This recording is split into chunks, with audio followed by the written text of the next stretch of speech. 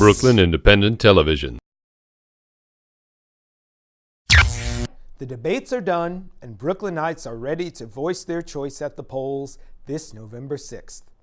And whether you intend to pull the lever for Obama or Romney, you expect the process to be easy and accommodating.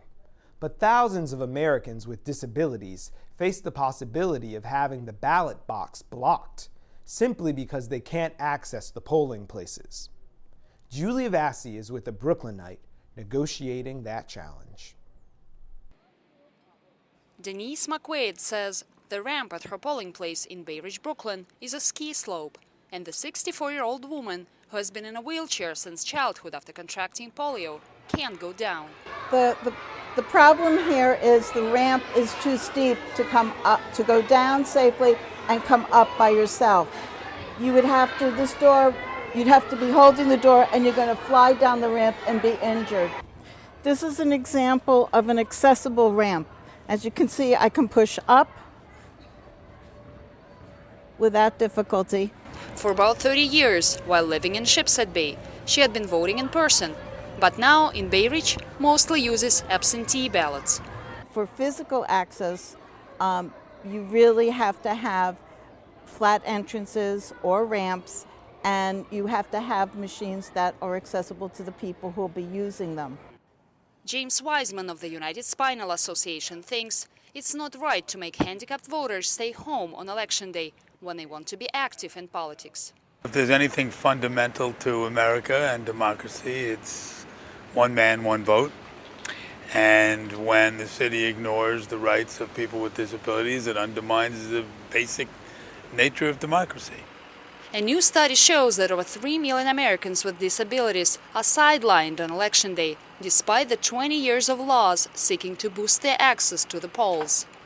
New York alone needs to accommodate thousands of handicapped voters, but as the Board of Elections recently found, the city's wheelchair ramps are sometimes too narrow or steep, disabled entrance signs are often missing, and voting booths are too close to the wall for wheelchairs to get to. That partly explains why voter turnout for people with disabilities is 11 percentage points lower than non-disabled. We went to court.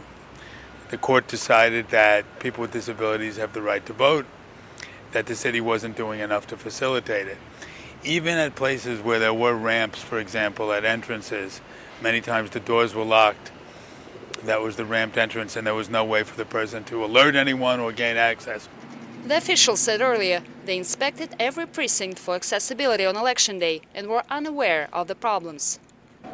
The city attorney has declined to comment on camera due to an ongoing litigation. A judge handling the lawsuit instructed the authorities to work out a remedy.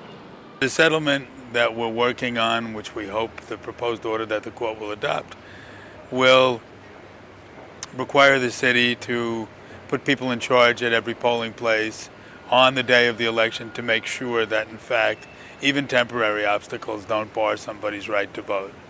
Yet, despite the complaints, some progress has been made. One report found that since the 2000 election, the number of polling places nationwide that had obstacles for disabled voters has declined from 80% 12 years ago to 60% in 2008. Denise hopes that after this week's court decision, more ramps will be turned from ski slopes into smooth slides. For Brooklyn Review, this is Julia Vassey.